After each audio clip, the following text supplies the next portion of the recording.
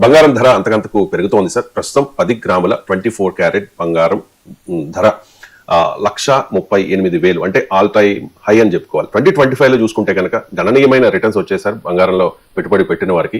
2025 లో చాలా పెరిగింది బంగారం ధర. మరి 2026 లో ట్రెండ్ ఎలా ఉండవచ్చు? బంగారం ధర ఎంతకు చేరొచ్చు 2026 లో? ఎంతకు చేరొచ్చు అని నేను ఎప్పుడు ప్రెడిక్ట్ చేయను, మీకు తెలుసు కదా, అది నా పని కాదు అది. ఎందుకంటే ఎవరు ప్రెడిక్ట్ చేయలేము. ఓన్లీ డైరెక్షన్ ఎటువైపు ఉండవచ్చు అనేది విశ్లేషించడమే ఎక్కువ. ఇక ప్రైస్ కూడా జ్యోతిష్యం చెప్పాను. 2026 ఎండింగ్ లో ఏ రేట్ ఉంటుంది నేనే తెలియపరుస్తాను. తెలిస్తే విశ్లేషణ ఆపేసి బంగారం వ్యాపారం చేసుకుంటాను. విశ్లేషణకు అది ఇంకా నయం కదా. అందువల్ల ఏదైనా గుర్తుపెట్టుకోవాల్సింది, ఎవరు ఏ ప్రిడిక్షన్లు చెప్పినా they are based on certain factors. ఆ ఫ్యాక్టర్స్ మారితే ప్రిడిక్షన్ రాంగ్ అవుతుంది, ఆ ఫ్యాక్టర్స్ కంటిన్యూ అయితే ప్రిడిక్షన్ కరెక్ట్ అవుతుంది. అందువల్ల మనం గుర్తుంచుకోవాలి, market investment are fundamentally risky. అంటే మా ఇన్వెస్ట్మెంట్ ఎప్పుడు కూడా ఆ రిస్క్ దృష్టిలో పెట్టుకొని సొంత నిర్ణయాలు తీసుకోవాలి తప్ప ఎవరో చెప్పారని నిర్ణయాలు తీసుకోవద్దు. నేను బంగారం మీద మాట్లాడినప్పుడల్లా ప్రతిసారి ఈ డిస్క్లైమర్ తో మొదలు పెడతాను, ఈ క్యాబినెట్ తో. ఎందుకంటే నా విశ్లేషణ చూసి నమ్మి బంగారం కొనకనో ఎవరు నష్టపోవద్దన్నో నాకు తెలియదు. వారి విచక్షణ జ్ఞానం వదలేదు. ఎందుకంటే నేనేమి ఎక్స్పర్ట్ కాదు. ఎక్స్పర్ట్ చెప్పింది నేను చెప్తాను అంతే తప్ప నేనేమి గోల్డ్ ట్రేడ్ లో అనుభవం ఉన్నవాడిని కాదు, గోల్డ్ ఇన్వెస్ట్ చేసిన వాడిని కూడా కాదు. ఇక మీరు అన్నట్లు ఇది ఇండియాలో గోల్డ్ ప్రైసెస్ కూడా రెండింటి మీద ఆధారపడి ఉంటుంది. ఒకటి వరల్డ్ మార్కెట్, ఎందుకంటే నేను మన దేశంలో గోల్డ్ ఉత్పత్తి కాదు. గోల్డ్ ప్రధానంగా రీసైకిల్ గోల్డ్ ఉంటుంది. అంటే జ్యువెలరీ, ఇప్పుడు ఎవరైనా ఒక నెక్లెస్ ఉంటుంది ఇచ్చేసి మళ్ళీ గోల్డ్ కొంటారు లేదా అమ్ముకుంటారు అవసరాలకు, దీన్ని రీసైకిల్ గోల్డ్ అంటారు. మైండ్ గోల్డ్ చాలా అసలు నెగ్లిజిబుల్, ఇండియాలో లేదని చెప్పాలి. మిగతాదంతా ఇంపోర్టెడ్ గోల్డ్. కొన్ని సందర్భాల్లో సెంట్రల్ బ్యాంక్ లో గోల్డ్ అమ్ముతుంటాయి కానీ ప్రామాణికంగా కొంటుంటాయి. అందువల్ల ప్రధానంగా ప్రపంచ మార్కెట్ ట్రెండ్ బట్టి ఇండియన్ గోల్డ్ ప్రైసెస్ ఉంటాయి. అదనంగా దీనికి యాడ్ అయ్యేది రూపాయి విలువ. ఎందుకంటే టోటల్లీ ఇంపోర్టెడ్ కమాడిటీ కనుక, ఇంపోర్టెడ్ కమాడిటీ పైన ధర డాలర్లలో ఉంటుంది కనుక డాలర్ రూపీ ఎక్స్చేంజ్ రేట్ కూడా గోల్డ్ ప్రైసెస్ ప్రభావితం చేస్తాయి. మూడవది ప్రభుత్వం విధించే టాక్సెస్, అది మూడవ డైమెన్షన్. కానీ గోల్డ్ మార్కెట్లు ఇప్పటికీ కూడా అన్అకౌంటెడ్ గోల్డ్ మార్కెట్ ఎక్కువ. మీరు బంగారం ధరలో చూసి బంగారం ఎంత మీరు ఏ జిఎస్టీ కట్టకుండా అన్అకౌంట్ కూడా కొనుక్కోవచ్చు. ఎవడు అడగటం లేడు, ఇచ్చటం లేడు, అది ఓపెన్. ఇంత రెగ్యులేటెడ్ మార్కెటింగ్ కాదు, స్టిల్ క్యాష్ లో గోల్డ్ కొనొచ్చు. సో అందువల్ల బంగారం మార్కెట్ లో ఫార్మల్ గా ట్యాక్స్ పెట్టి కొంటానంటే ట్యాక్స్ ప్రైస్ కూడా యాడ్ అవుతుంది. ఈ మూడు ఫ్యాక్టర్స్ యాడ్ అవుతుంది. బంగారం మీద ప్రభుత్వం ఏం పన్నులు పెంచడం లేదు కనుక ఇప్పుడు ఆ ఫ్యాక్టర్ కాదు, మిగతా రెండు ఫ్యాక్టర్లు. ఒకటి ప్రపంచ మార్కెట్ లో ధర ఎంత, మీకు డాలర్ రూపీ ఎక్స్చేంజ్ రేట్ ఎంత అనేది డిసైడ్ చేస్తుంది. ఇప్పుడు ఒకప్పుడు అరౌండ్ $4,000 రీచ్ అయితేనే ఇక ఇది హైయెస్ట్ లెవెల్. అంటే పర్ ఔన్స్ అంటారు. ప్రపంచ మార్కెట్ లో తులాల్లో బంగారాన్ని మెజర్మెంట్ ఉండదు. మన దగ్గర తులం బంగారం అంటాం, 10 గ్రాముల బంగారం. గ్లోబల్ మార్కెట్ లో పర్ ఔన్స్ అంటారు. మీకు ఇప్పుడు ఇక్కడ ఇంకా గోల్డ్ కొనాలి అంటే గోల్డ్ బార్ కొనాలనుకోండి, సో 10 తులాల గోల్డ్ బిస్కెట్ ఉంటుంది బార్. మీకు అదే అమెరికాలో కొనాలంటే ఔన్స్ అని ఒక బిల్ అంటే ఒక ఔన్స్ అని $4,000 చేరుకుంటే చాలా హెవీగా అనుకున్నాం. కానీ ఇప్పుడు అది కాస్త మారిపోయి $4,400 per ounce. 28 grams of gold కు $4,400. అంటే ఈచ్ డాలర్ రూపీస్ లెక్కేసుకొని మీరు బై 28 తీస్తే 1 గ్రామ్ ధర వస్తుంది. సో ఇది ప్రజెంట్ గా ఉండేటువంటి ప్రైస్. ఇది ఎంత పెరుగుతుంది అనే దానిపైన రకరకాల అంచనాలు. గోల్డ్మాన్ సాక్స్ చెప్పేదేమో అరౌండ్ $4,900 కూడా చేరవచ్చు 2026 లో అంటున్నారు. అదే జరిగితే 11% పెరుగుతుంది గోల్డ్. ఇంటర్నేషనల్ మార్కెట్ లో 11% పెరుగుతుంది. మన ఇండియన్ మార్కెట్ లో ఎంత పెరుగుతుంది అనేది కొద్దిగా అటు ఇటు. డాలర్ గనక బలపడితే ఇంకెక్కువ అవుతుంది, అది 12% కావచ్చు, 13% కావచ్చు. డాలర్ తో పోలిస్తే రూపీ బలపడింది అనుకోండి, కాస్త 10% కావచ్చు. ఒకవేళ గవర్నమెంట్ ప్రొడక్షన్ కరెక్ట్ అయితే అరౌండ్ 11% కు స్కోప్ ఉంటుంది అని, $4,900 కూడా చేరవచ్చు అని. ఎందుకంటే ఈ ఇయర్ మీరు అన్నట్లు 75% రీచ్ అవుతుంది రేట్ ఆఫ్ రిటర్న్. అంటే ₹100 మీరు ఒక ₹1,00,000 కనుక 2025 జనవరి 1 కనుక గోల్డ్ కొనుంటే 2026 జనవరి 1 1,75,000 అవుతుంది. అసలు అన్బిలీవబుల్ గ్రోత్ ఇది. 1979 తర్వాత ప్రపంచంలో గోల్డ్ ధరలు ఈ స్థాయిలో పెరగలేదు. No year has given such a huge return. 1979 తర్వాత మధ్యలో చాలా ఏళ్ళు ఫ్లాట్ ఉండిపోయింది. అరౌండ్ ఇప్పుడు 30,000 రేంజ్ లో మీరు గమనిస్తే చాలా ఏళ్ళు 30,000 రేంజ్ సడన్ గా ఒక్కసారి పెరిగింది. సో అందువల్ల మీకు 1979 అంటే 46 years లో హైయెస్ట్ రేట్ ఆఫ్ రిటర్న్ వచ్చిన సంవత్సరం 2025. అందువల్ల ఈ రకమైన రిటర్న్ ఎప్పటికి ఉంటుందా? ద వెరీ ఫ్యాక్ట్ దట్ 46 ఏళ్ళలో ఫస్ట్ టైం వచ్చిందంటే అర్థమవుతుంది కదా. 46 years లో మొదటిసారి గోల్డ్ మీద ఇంత రిటర్న్ వచ్చింది. అందువల్ల ఇలాంటివి ఎప్పుడోసారి వస్తుంది, ఎప్పటికి రావు కదా. 46 years లో ఒక్కసారి వచ్చిందంటేనే దాని ప్రాధాన్యత ఏంటో మనం అర్థం చేసుకోవచ్చు. ఇక ఎందుకు గోల్డ్మెన్ సాక్స్ ఎక్కాడు, వరల్డ్ గోల్డ్ కౌన్సిల్ కూడా చెప్పింది అంటే స్ట్రక్చరల్ రీజన్స్ ఉన్నాయి. దీని గోల్డ్ ప్రైస్ పెరగటానికి ఏదో సెంటిమెంట్ తాత్కాలికమైన పరిణామాలకు కాదు, స్ట్రక్చరల్ రీజన్స్ వల్ల గోల్డ్ ప్రైస్ పెరుగుతున్నాయి కనుక 2026 లో కూడా గోల్డ్ ప్రైస్ మొమెంటం కొనసాగవచ్చు అనేది వరల్డ్ గోల్డ్ కౌన్సిల్ అంచనా. స్టిల్ ఈ అంచనాలు కరెక్ట్ కావాలని ఎక్కడా రూల్ లేదు, ఎందుకంటే ఎవరి కంట్రోల్లో కూడా ప్రపంచ పరిణామాలు ఉండవు కనుక. మరి ఎందుకని గోల్డ్మెన్ సాక్స్ కానీ వరల్డ్ గోల్డ్ కౌన్సిల్ కానీ 2026 లో కూడా బంగారం ధరల్లో ఊపు ఉంటుంది, ఎంత ఊపు ఉంటుందో తెలియదు కానీ ఇంకా పెరగవచ్చు, కొంతమంది అయితే ఈవెన్ 2 లక్షలకు కూడా చేరవచ్చు అని అంచనా వేస్తున్నారు. ఎందుకు అని కారణాలు ఏంటి అని పరిశీలించినప్పుడు ముఖ్యంగా ఎక్స్పర్ట్ చెప్పేటువంటి కారణాలు 3 రకాలు. ఒకటి, US Federal Reserve interest rates తగ్గిస్తుంది. US Federal Reserve interest rate తగ్గించినప్పుడు మీకు ఆటోమేటిక్ గా బాండ్ల పైన డిపాజిట్ల పైన వచ్చే రిటర్న్ ఆన్ ఇన్వెస్ట్మెంట్ తగ్గిపోతుంది. వడ్డీ రేట్ తక్కువ ఉంటే ఆటోమేటిక్ గా నీకు డాలర్ డినామినేటెడ్ అసెట్స్ లో పెట్టుకుంటే వడ్డీ రేటు తగ్గిపోతుంది. అందువల్ల ఎప్పుడైనా మీకు ఈ వడ్డీ రేటు తగ్గినప్పుడల్లా కూడా గోల్డ్ కు డిమాండ్ పెరుగుతుంది. ఎందుకంటే గోల్డ్ కు అడ్వాంటేజ్ ఏంటంటే over longer period gold better return ఇస్తుంది నమ్మకం. సో అందువల్ల మొదటి రీజన్ అది యుఎస్ ఫెడరల్ ఇంట్రెస్ట్ రేట్స్ పడిపోతున్నాయి. సో రెండవది ఏంటంటే geo political tensions. Geo political tensions అంటే ప్రపంచంలో ఉండే రాజకీయ పరమైన, ఆర్థిక పరమైన, భద్రతాపరమైన సవాళ్ళు ఉన్నప్పుడల్లా గోల్డ్ ప్రైసెస్ పెరుగుతాయి. వాస్తవంగా జియో పొలిటికల్ టెన్షన్స్ ఉన్నప్పుడు డాలర్ ప్రైస్ కూడా పెరగాలి, కానీ ఇంట్రెస్టింగ్ ఏంటంటే డాలర్ ప్రైస్ ఓవరాల్ గా తగ్గుతూ వస్తుంది. అఫ్ కోర్స్ ఇటీవల కాస్త ఇంప్రూవ్ అయినా మీకు 2025 బిగినింగ్ లో డాలర్ ఇండెక్స్ 106 వరకు కూడా ఉంటే 109 వరకు ఉంటే అది 96 పడిపోయి ఇప్పుడు మళ్ళీ 99 ఆ రేంజ్ లో ఉంది. స్టిల్ అరౌండ్ 10% డాలర్ ప్రైస్ పడిపోయింది. సాధారణంగా జియో పొలిటికల్ టెన్షన్స్ ఉన్నప్పుడు dollar is a safe haven't గా చూస్తారు, కానీ అమెరికా అధ్యక్షుడు ట్రంప్ అనుసరిస్తున్న విధానాలు సృష్టించిన అనిశ్చిత వాతావరణం వల్ల, అన్సర్టనిటీ వల్ల డాలర్ ప్రైస్ పడిపోతుంది. సో డాలర్ ప్రైస్ పడిపోతుంది, వడ్డీ రేట్లు తగ్గుతున్నాయి అమెరికాలో. సో డాలర్ ఈల్డ్ తగ్గిపోతుంది. అందువల్ల ఇప్పుడు ఇక ఈ టైంలో ఏకైక సేఫ్ హ్యావెన్ గా అంటే సురక్షితమైన పెట్టుబడిగా గోల్డ్ కనబడుతుంది. ఇది రెండవ ఫ్యాక్టర్. మీకు జియో పొలిటికల్ టెన్షన్స్ చూస్తే తాజాగా అమెరికా వెనుజులా మధ్య తీవ్ర స్థాయిలో ఉద్రిక్తతలు పెరుగుతున్నాయి. అమెరికా వెనుజులాను ఆక్రమించవచ్చని కూడా వార్తలు వస్తున్నాయి. ప్రెసిడెంట్ ట్రంప్ కూడా దాన్ని రూల్ అవుట్ చేయలేదు ఆ పాసిబిలిటీని.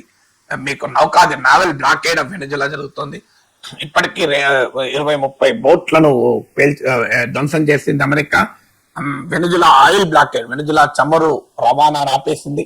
సో ఇక్కడ ఈవెన్ ఇన్వేజన్ మరో ఇరాక్ లాగా, మరో ఆఫ్ఘనిస్తాన్ లాగా, మరో లిబియా లాగా అమెరికా బలగాలు వెనుజులాలో ఎంటర్ అయ్యేటువంటి పరిస్థితులు కనబడుతున్నాయి. అదే జరిగితే ఒక ప్రొలాంగ్డ్ సివిల్ వార్ వెనుజులాలో జరగచ్చు.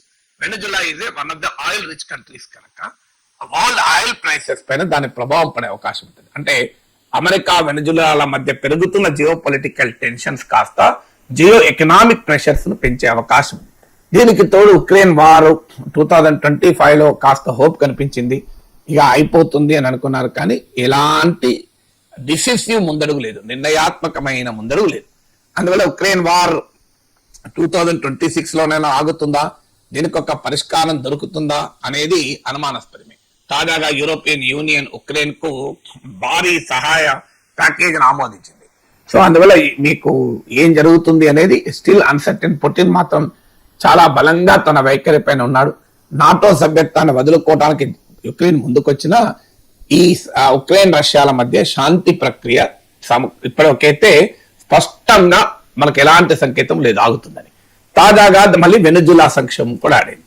Geo political, geoeconomic pressures పెరిగినప్పుడు సేఫ్ హ్యావెన్ వైపుగా ఇన్వెస్టర్ పోతాడు.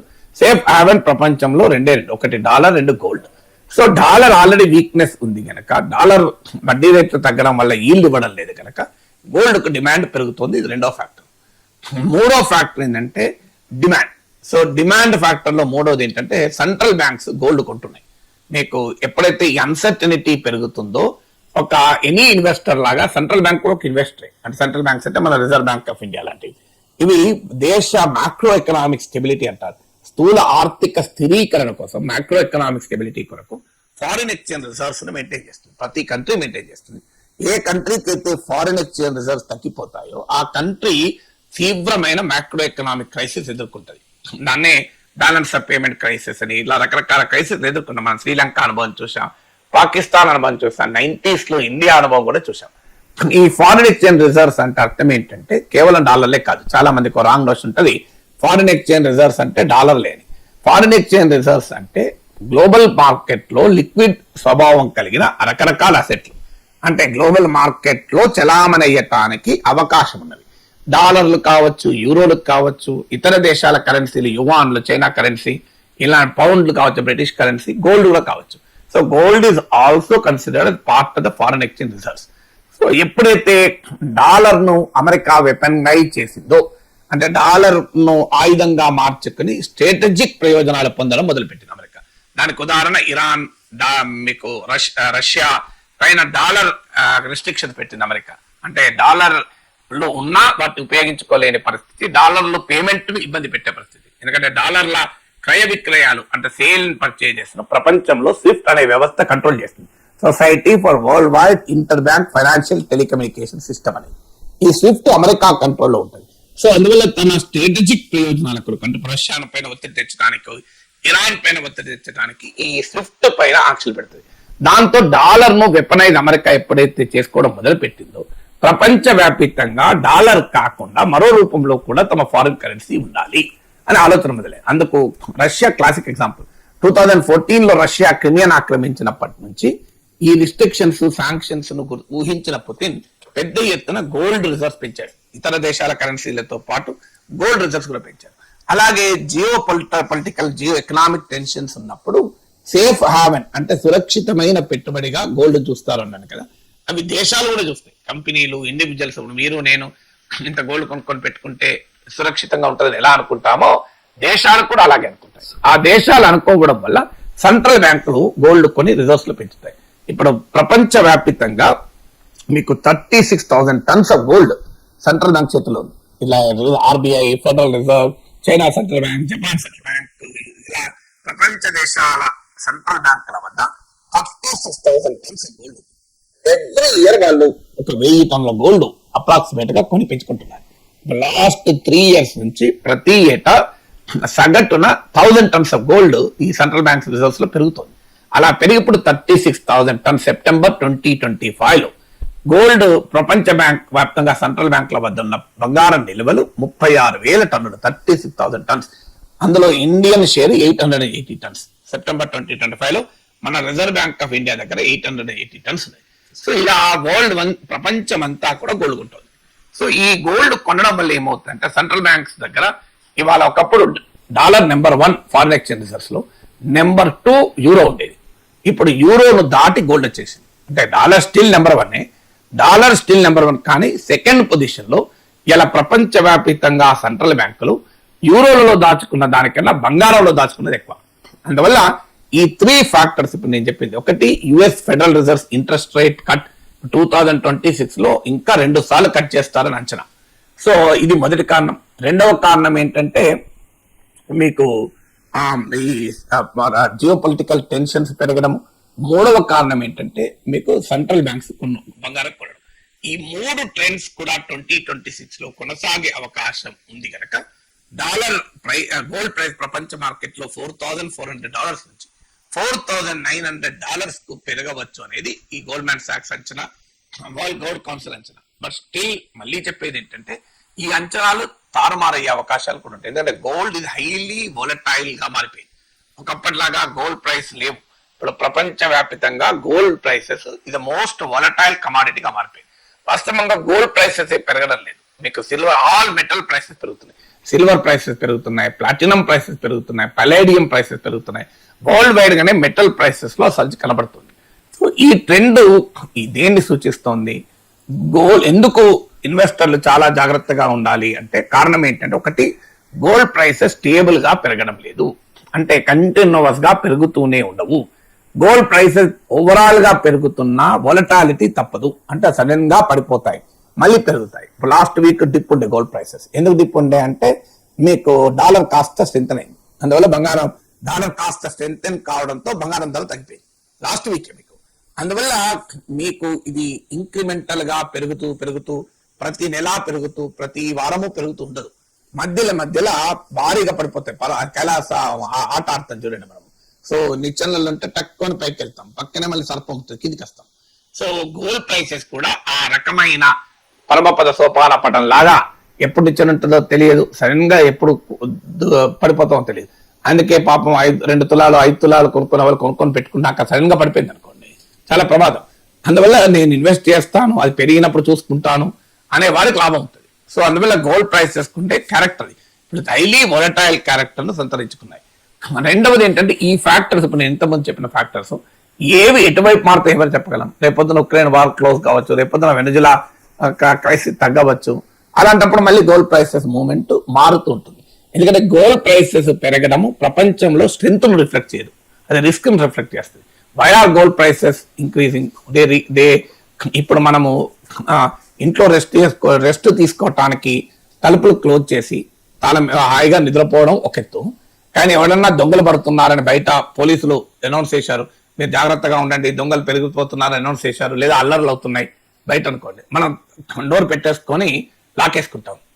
2 సార్లు డోర్ పెట్టుకుంటాం, కానీ మొదటిసారి డోర్ పెట్టుకోవడమేమో నీ సురక్షితంగా స్థిరంగా ప్రశాంతంగా హాయిగా ఉన్నావు, నీవు విశ్రాంతి తీసుకోవడం డోర్ పెట్టుకున్నావు.